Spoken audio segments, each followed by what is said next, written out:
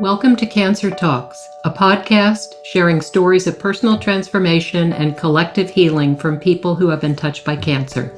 My name is Cheryl Buck, and I will be guiding today's conversation. Our guest, Erica Rayner-Horn, is a mindfulness-based psychotherapist, a teacher, a writer, and a mother. As a Buddhist, Erica's first impulse upon receiving a cancer diagnosis was to go on retreat. She was disappointed to find there wasn't a mindfulness retreat for people with cancer, so she decided to create one. Erica and I met only a week before recording this interview, but she already feels like an old friend. In this episode, we talk about how she was shaped by her childhood in post-war England and how she met Zen master Thich Nhat Hanh back before meditation had become mainstream in the West. At the end of the episode, Erica offers a guided meditation, and we hope you'll stick around to join us for that mindful moment. Check the show notes for details about how to sign up for Erica's upcoming workshop, The Power of Living Mindfully with Cancer. Hi, Erica. Welcome. So great to see you. Very great to see you too, Cheryl. Thank you. Happy to be here. I am too. I'm really looking forward to this conversation.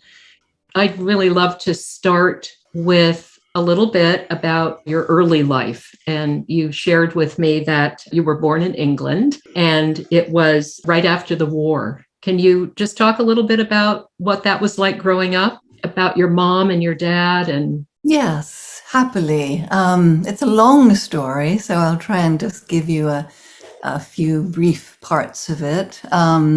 So I was born in post-war England, very close to central London. And I am the second child. My only sister was 10 years older. And what I hadn't realized growing up is that the war was continuing in my mother's mind. And now as a psychotherapist, I would be able to say quite clearly, she had PTSD. She really needed help and depression and etc. But so it took me quite a long time as a child to realize I wasn't even born in the war. I was born years afterwards, quite a bit. But I was so engrossed with the stories of, I felt like I had to dive under the kitchen table any moment. If we didn't have time to get to the bomb shelter. So I think why that's important to me is, I really understand the stress that I was born into. My father died when I was 2.5. And my mother really had a rough time. Yes. So it was not easy, and there was a lot of tension and a lot of illness.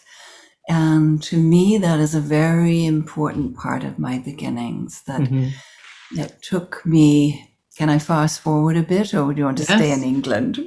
No, you can fast forward, sure. Well, it was still in England when I went to college, but when I was in school, I had a psychiatry course, and I remember coming across a chapter on psychosomatic illness. There was my father, my mother, my sister, and myself. Oh my goodness. All of those diseases. And I was totally puzzled. So in a way, that was where I began, out of a family that was pretty unwell, and everyone had died by the time I was 30. Everyone. So I lost them all. And including your sister? Including my beloved sister, who was sort of substitute mom and best friend. She taught me to drive, and she was absolutely fabulous. I loved her dearly. And she had asthma, which, again, we now understand probably had a lot more to do with the smog in Britain at that time, particularly in London, and also the stress in the family system. So illness set the stage, illness, grief, and loss. Yes. Did you stay in London? or did you depart? I was in college in London too. And where I grew up, interestingly, we thought we lived in the country because it was a little town on the outskirts of central London. Mm-hmm. Now it's absorbed in Greater London. It's a commuter belt. Mm-hmm. But then we had lots and lots of fields and a dairy and so on. So it was a very different place, but it was still a very quick jaunt on the train to be right up in the center of London. Yeah. So that was lovely. Yes. So I didn't move very far when I went to college. Uh-huh. And what happened after college? Were you still in? Oh, gosh. Well, so I trained as an occupational therapist, Mm-hmm. and my first job was up in Oxford. And Oxford, if you know it at all, is a beautiful, wonderful city, very fascinating city. And I worked at actually a very famous psychiatric hospital and had all kinds of people with all kinds of diagnoses. Mm-hmm. And I loved that job. It was wonderful. I ran the ceramics department. I taught pottery and drama and produced a little magazine with the patients. And I could talk for hours, and I won't, about some of the characters, but one of them was a famous guy he called himself Stafford, and he announced to everyone Edward IX. And so when I took patients on field trips to somewhere like Blenheim Palace in Oxfordshire, which is where Winston Churchill was born, he would disappear because he'd find some friendly ear and be telling them that, he was ready to claim his rightful place on the throne if they would just help him get a taxi to London. And so this happened every single time. And, as soon as I or someone else appeared, he would, oh, yes, okay, game over. Darn it. Right. Well, at some point, I remember you said you went to Wales, and that was kind of the beginning of maybe another part of your life. Yes, it was. So my sister died while I was living and working in Oxford, and I took an entire year out to recover. And I went to art school, and I studied at the Institute of Group Analysis for a year. And on the strength of that, I got a job as the head occupational therapist up in Birmingham in the north. And I was the head occupational therapist, which was ridiculous. I was in my early 20s. And really, but it was a wonderful job. And one day, the two directors, who were both psychoanalysts, invited me into a training as a psychoanalyst. And this would all be on the National Health Service, i.e. free. And this is a training which takes many, many years and hundreds of thousands of dollars or pounds in England. Yes. So it was quite an opportunity, but I felt for the first time I really need to look at the direction of my life. And it was as if some past life memory kicked in with what you do when you're in doubt is you go on retreat. And so I rented a little stone cottage in Wales, all on my own. And I was up there, I think it was about 10 days, maybe 2 weeks, I'm not sure. And I raided my friends' bookshelves. I didn't have enough reading material. And so I absolutely loved it. In the Welsh mountains, I walked all day and ate and rested when I was tired and read. And one day I opened one of the first 2 books on Zen. And I just read those 2 books over and over again, my whole retreat. And I felt as if my life exploded with, this is what I'm here for. This is just the most amazing thing I ever came across. Yeah. So I read both the books several times. And one was Zen and the Art of Archery. One was Zen Mind, Beginner's Mind. And by the time my friends came at the weekend, I said, I have decided I am going to Japan. I'm going to train in Zen, and I'm going to become a nun if they will have me. And of course, they all laughed and said, yeah, right. You gotta be kidding. You're no nun. I said, oh, yes. No, I'm quite serious. So anyway, that's the story in Wales. Right. And then you did go to Japan. I did. But you didn't become a nun. I didn't become a nun because when I told my Roshi, when I arrived at the temple in Kyoto, that I would like him to ordain me, he didn't stop laughing for about 5 minutes, rolling back in his seat. Thought it was hilarious. And 3 years later, he actually performed my wedding. So he seemed to know that wasn't the direction I was heading. Yes. When did you catch on? Not too far into the training.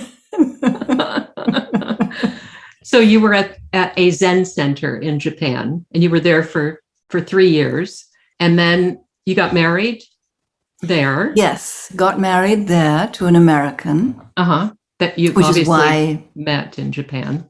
Well, it's why I'm here now, because when we married, I had trained there for 3 years, and he for 6 years, and that's all we did when we were there. We earned just enough money to survive, teaching English and so on. And so we had no money at all. And so coming to America was beginning somewhere. Right. And he was Harvard Business School, and I was an occupational therapist. It was a sort of no-brainer as to who was going to be able to pay the mortgage. So we ended up in the Catskills. Yes, which is one of the places that I spent 10 years. And you spent 3 years in the Catskills? Yes, yes. And you were, well, why don't you tell the story of the 3 years in the Catskills? I will happily tell that because I love that story. So I was actually quite ill after 3 years of Zen training. It was pretty rigorous. And we were hoping to have a family, and I was very afraid to become pregnant while I felt so ill. And so I spent that first year just working on my health. And that, it really did pay off. I got much stronger and did become pregnant. So when we arrived there, this was near Woodstock, and the local paper had a headline that said Zen Arts Center opening. Wow, how lucky is that? We arrive in the middle of nowhere. And so I went, that is now called the Zen Mountain Monastery in Mount Trempa. And so I was practicing there with that community. And I had a volunteer job, which was to greet any visitors and show them around and make them comfortable. Right. And so one day I was told there were 2 Vietnamese monastics arriving. Fair enough. So I showed up and met them and showed them around and made them comfortable. And they spent the night, and the female monastic, Sister Chan Kong, sang very beautifully in the zendo that night. But the monk was a very small, humble, quiet monk who hardly spoke, and that was Thich Nhat Hanh. And so I met him, and that was 1982. And several years later, we moved to Hawaii because I had then discovered what winters were like in the Catskills. And I could not believe it. I left the Catskills for that reason.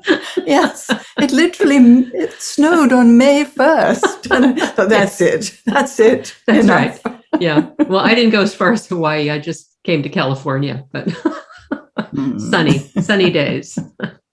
Yes.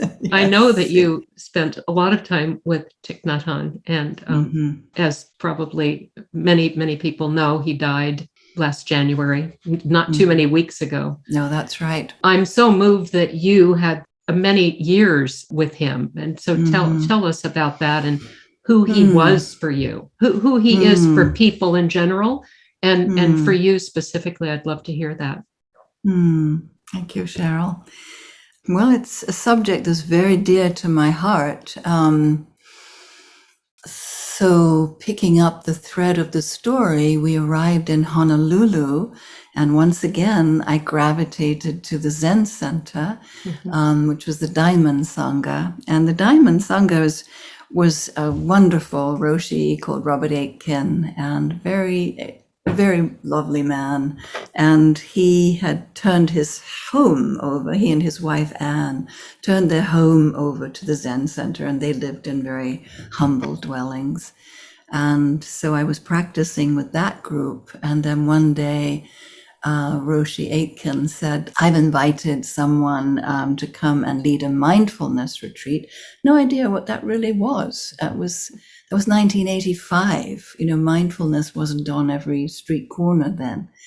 And so I was astounded when the same small, humble, quiet monk appeared. Yes. It was Thich Nhat Hanh. Yes. And that first retreat with him really was one of those changing my life moments. Yeah. We were in the living room. I mean, there's a carpeted living room we're calling the Zendo. It's somebody's house. And it's very, very humble. Yes. And we're in walking meditation with Thai.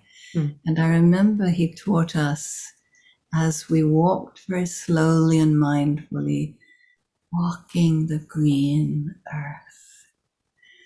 And with every footstep, it would be, I have arrived.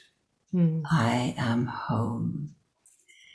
Very simple, very, very simple. And his whole demeanor was just extraordinary. I have never met anyone whose presence, whether or not he's even speaking, just exudes such profound peacefulness. So I feel very blessed to have had that experience. Yes. And by then we had 2 children, and we were very much a family sangha. And so I have a picture. My daughter's very fond of this picture because she's in it and she's right next to Thai. This was at the end of that first retreat when the families arrived. So there we all were in this living room, and this, I don't know, maybe 25 people, something like that. We'd had no idea how fortunate we were. Yes. The last retreat I went to with him, we were 1,400 people. Oh my gosh. At Plum Village in France. Yes. Oh.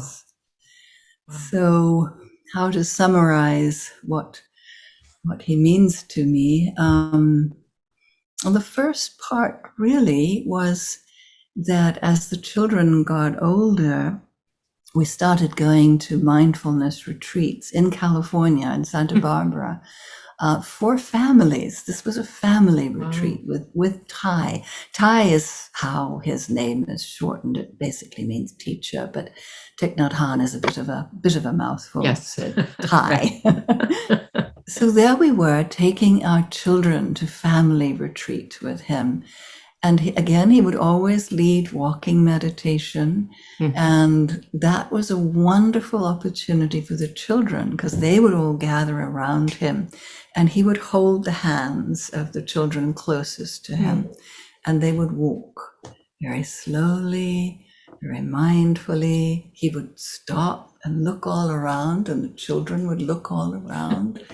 And what I realized decades later is no kids got squirmy and miserable and had any kind of acting out. They just all, it was almost like a spell. We all just fell into this deep peacefulness around him.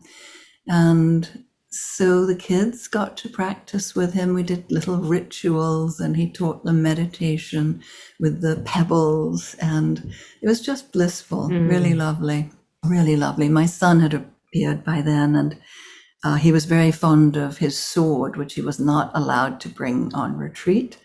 And he was only, I don't know, 4 maybe. And the one I'm remembering is he found these wonderful long bean pods. I think you would know what they are in California. I'm afraid I don't know. Do you know what they're called? No. The long bean pods, that sort of, several couple of feet. Kind of, yes, but they sort of rattled with the seeds inside. So he totally loved those. And he found a sturdy one and went around thrashing everything in sight. And when we said, actually, mindfulness retreat, we're not smashing things. And he said, "Oh, you don't understand, Mom. It's a blessing stick. I'm blessing everything." Okay. That's hysterical. Oh my gosh. He found a way to have his sword. He did. So he blessed everything. That's so great. Oh, I love it.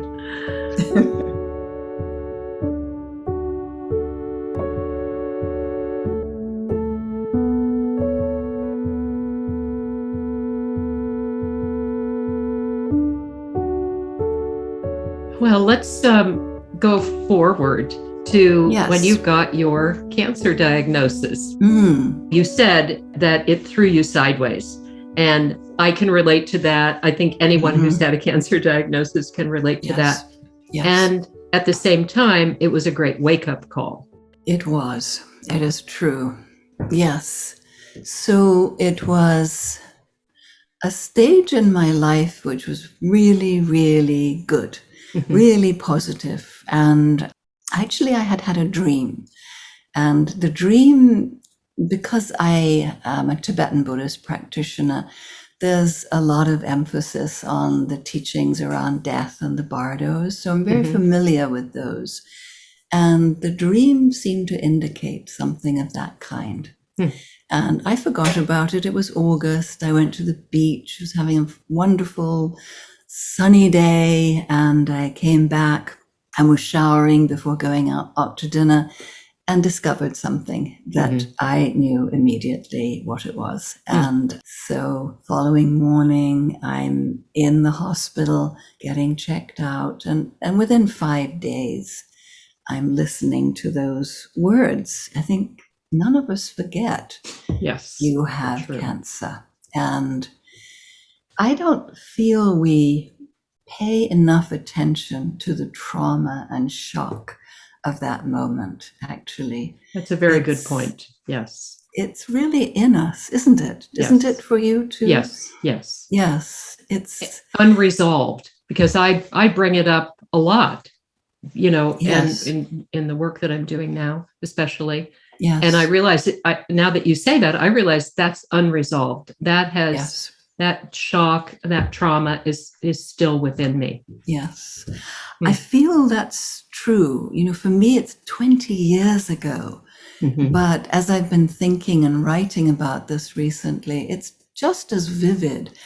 And, there's this saying, the issues are in our tissues. I don't know if you've come across that. But, we hold cellular memories. Yes. And the research these days shows that the thread of trauma lasts through 7 generations. So it's not at all surprising that this has such a deep effect on us. And actually, if I can just share with you, do you know the poet John O'Donohue? Yes.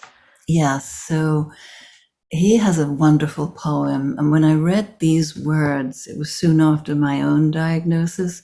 I've never forgotten them. He says, "When the reverberations of shock subside within you, may grace come to restore you to balance." And I just felt that through my body. And I feel it's a lot of what we do in mindfulness practice when we are healing these parts of us that carry such deep pain and trauma. Yes. So for me, very soon after I received the diagnosis, one of the doctors was filling out lots of paperwork and asked me, "So can you tell me what have been the major stressors of your last 5 years?"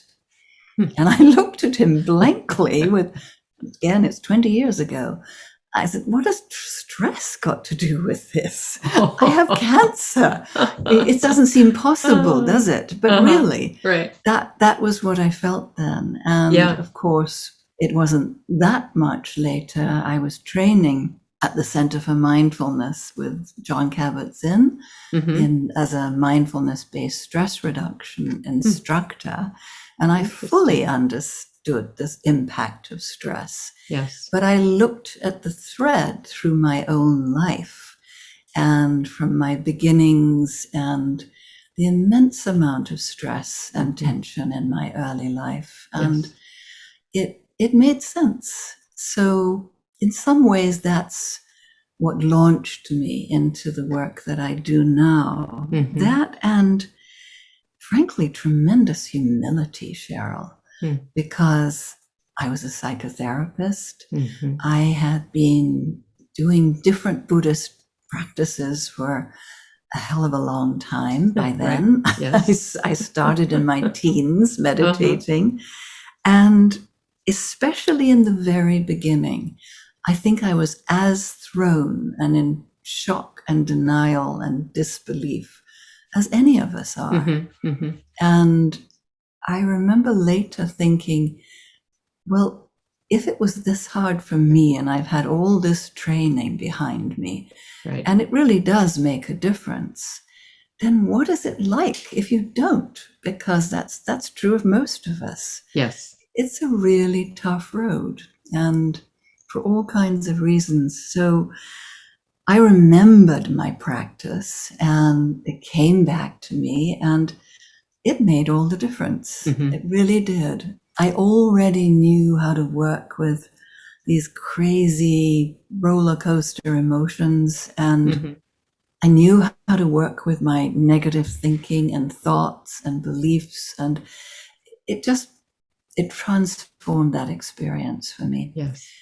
So then after I had recovered, and it took me, I thought at the time it was a couple of years, but each year when I got further out from diagnosis, I realized I felt better and better and better. It was much more subtle, but I felt it was really more like 5 years before I came back into my full strength. But I thought back to that experience I went through, and even with all these practices and experiences, it was really challenging. It is. Yes.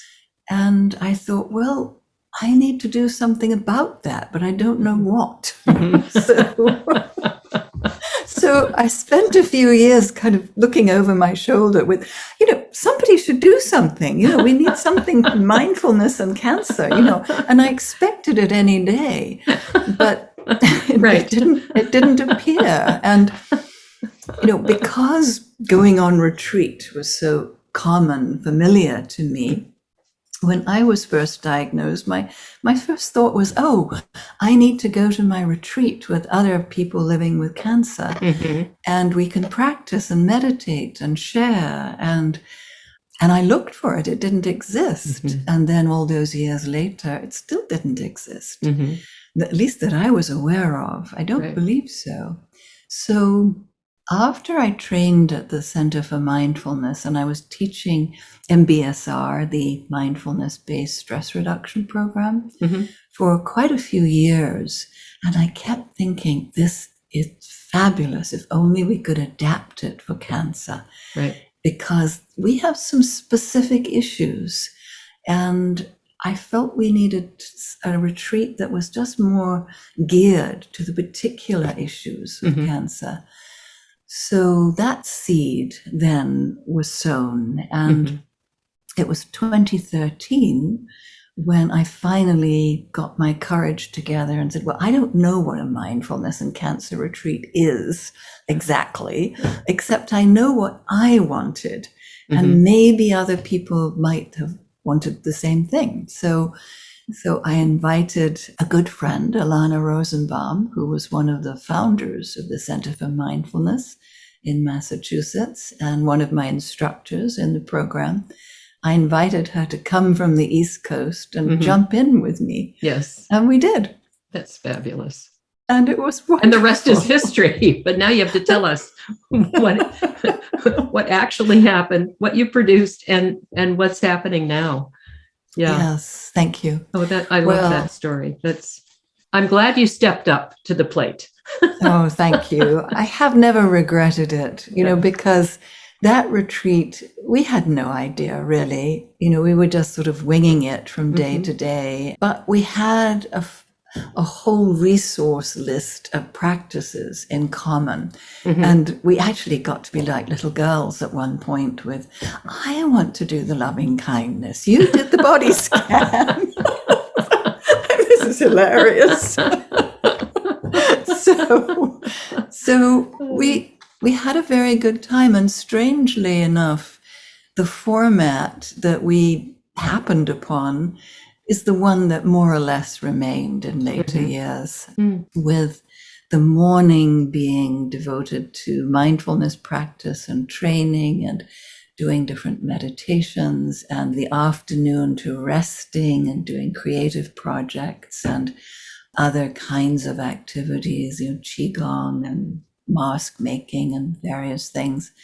And then coming back in the evenings for a sharing circle.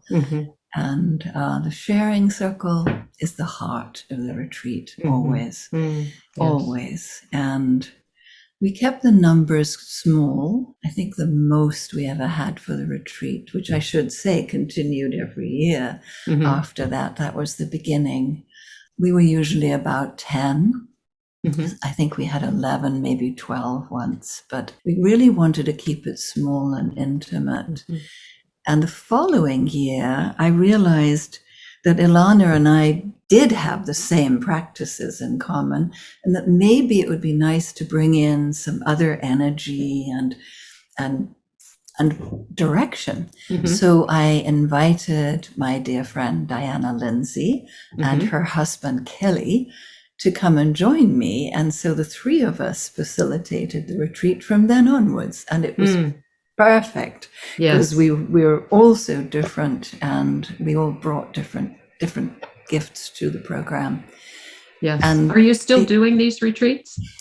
We were until the pandemic, and unfortunately Kelly died a couple of years ago. So when he was, he had a glioblastoma. Oh my goodness. So he and Diana were out, and then I had a period of illness for several years, and the pandemic. So we continued online, and so we've done little 2-day retreats online, and I'm looking at, are we ready now to come back in person? I hope so.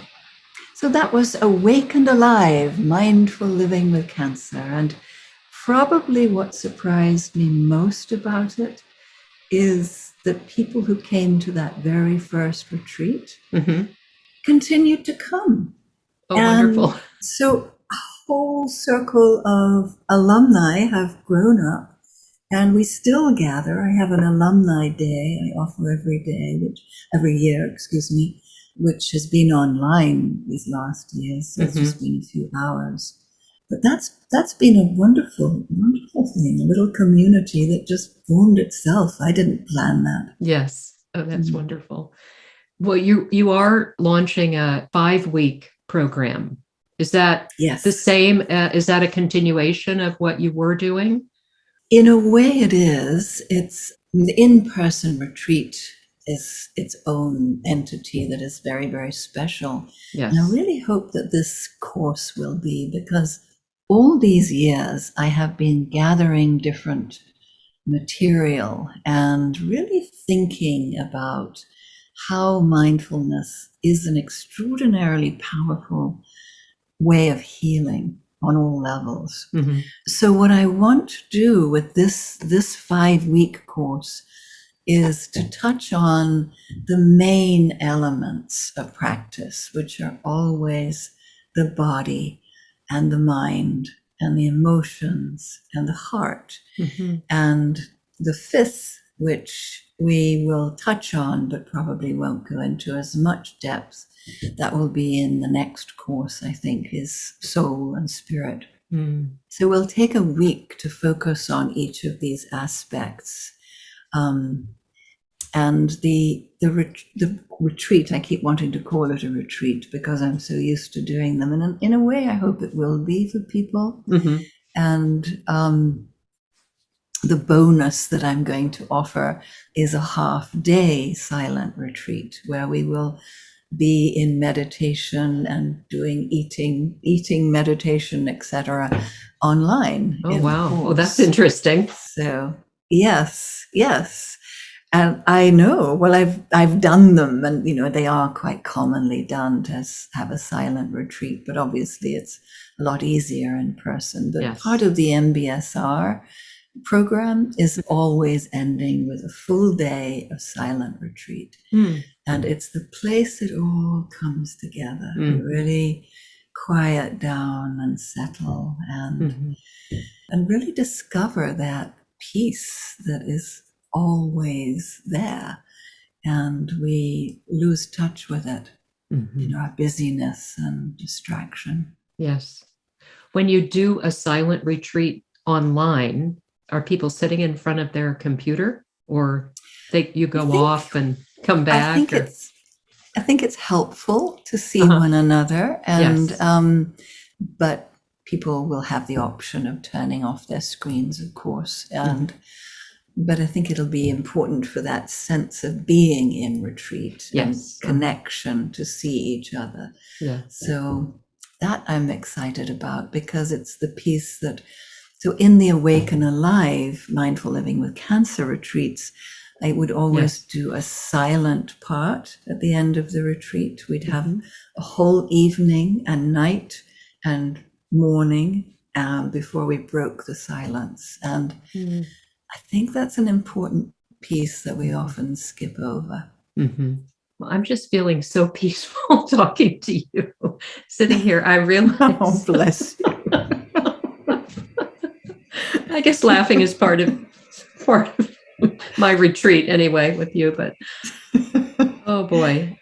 One of the things that I think you told me, or I saw this maybe on your website, that you have something called Beginning Your Day with Mindful Mornings. And I think it was Ty who you learned this from. And would you share it with us? It starts with waking up this morning, I smile. This is what he wrote.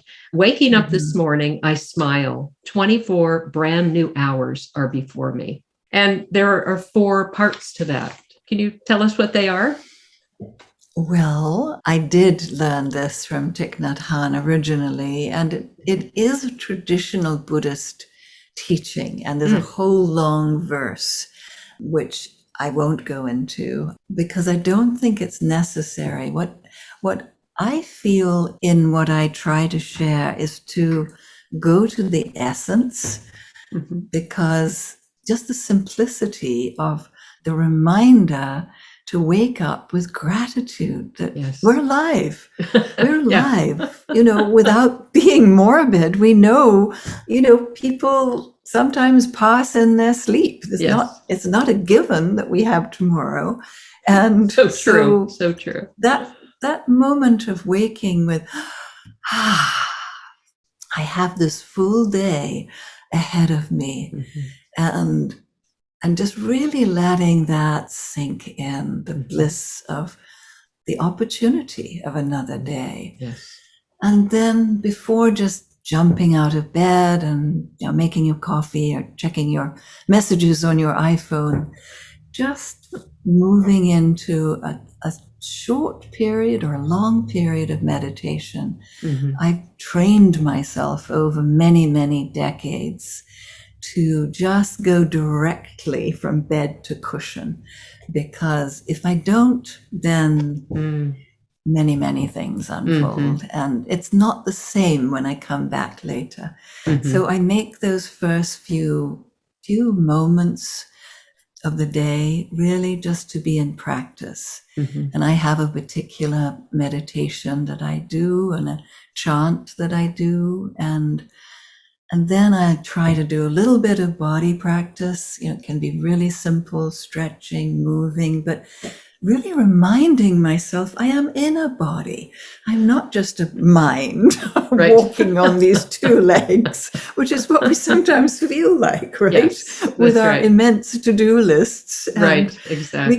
We're very mental people. So there's some movement, and then And then coming into breakfast, which Mhm. is next on the agenda for me and most of us, Mhm. I try to make sure only that the first sip of my tea, the first bite of my breakfast, I take mindfully, Mm. just quietly with my full attention, just really taking it in Mhm. rather than just gulping it down, Yes. while I'm checking the news and talking to somebody else and doing this and that. So that, and then the last one is I try to be a little bit more aware before I go straight into the media and the news, and generally wait till I have eaten and I'm ready to receive that, because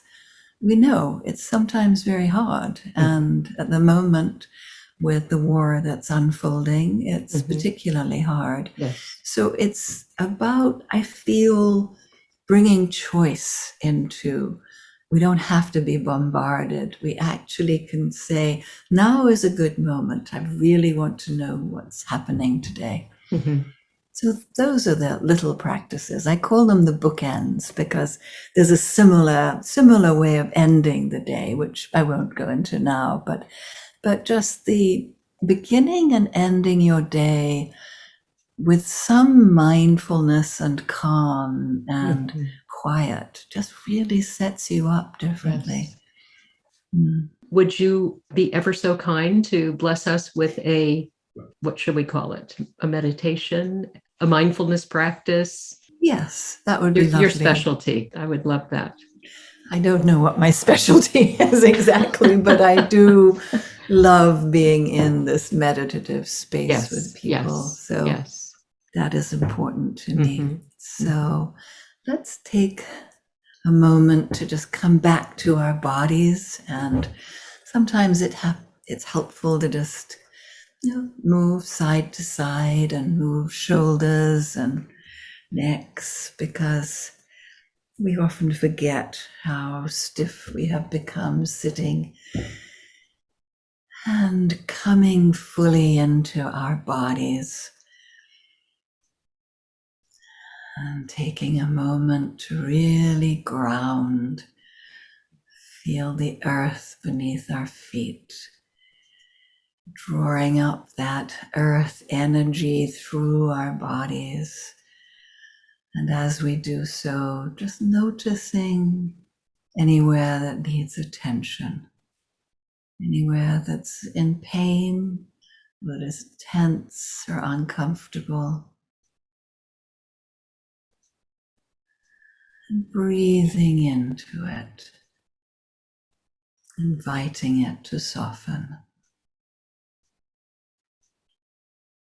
Now bringing your whole attention to your breath, and seeing if you can bring a fresh awareness to breathing, as if you never noticed it before. Breathing in everything that sustains life, circulating that energy throughout your body. And as you breathe out, releasing everything your body doesn't need.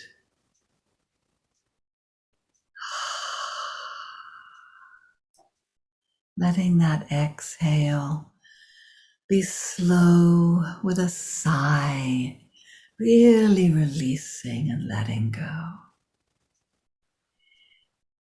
Ah.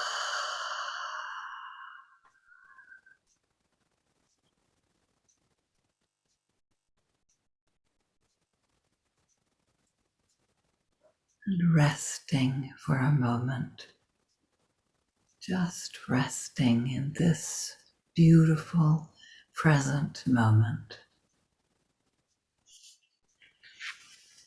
My beloved teacher Thich Nhat Hanh says, peace is present right here and now, in ourselves and in everything we do and see, every breath we take, every step we take can be filled with peace, joy, and serenity. We need only to be awake, alive in the present moment.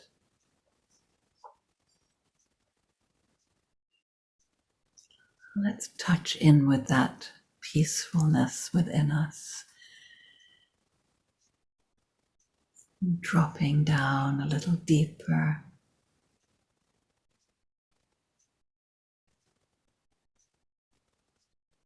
Feel we have a deep aquifer of calm within all of us.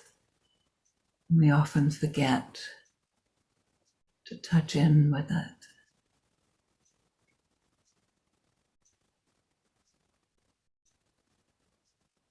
And as so many of us who will listen to our conversation are living with cancer, let's take a moment to, perhaps if it feels comfortable, put a hand on your heart, really connecting with your beautiful heart, feeling your hand as a soothing presence, soothing all the hurt and pain and struggle, remembering the goodness of your heart, your capacity for kindness, generosity, compassion.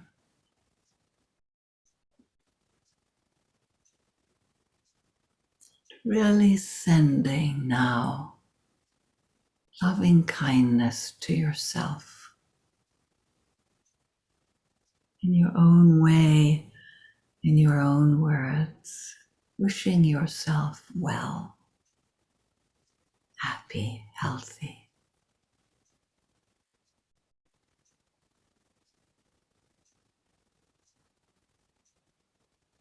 Reflecting on all that your body has been through,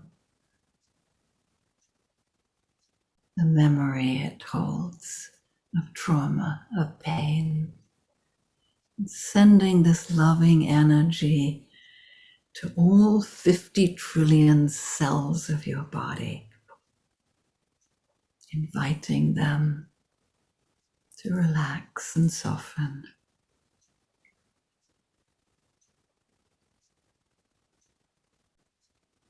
And now imagining we can send rays of light out to one another, heart to heart.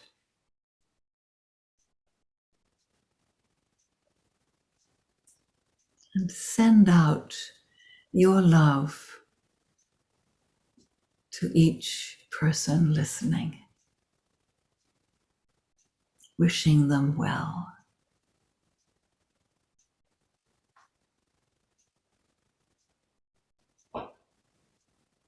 That whatever life brings them, they have what they need to face it with courage and compassion.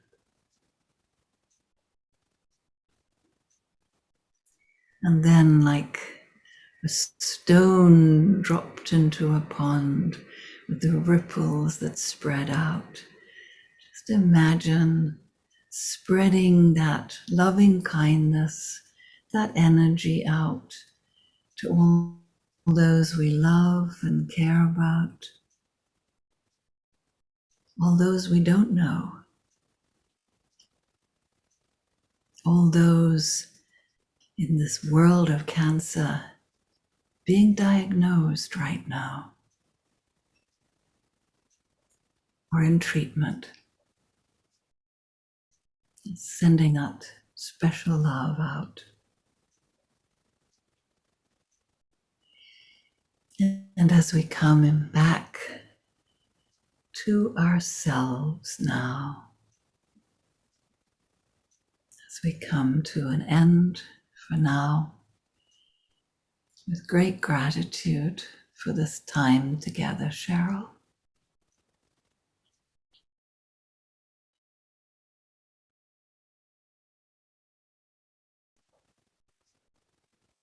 And as you are ready, coming back, maybe wiggling toes and fingers, remembering we dwell in these amazing bodies. And we begin to transition back into our day.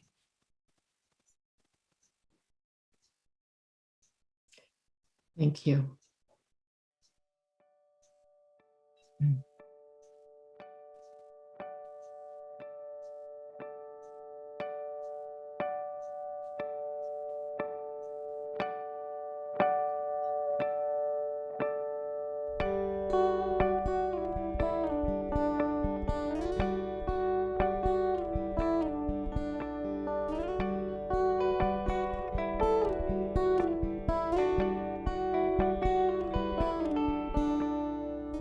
If you enjoyed this conversation, please leave a review in your podcast app.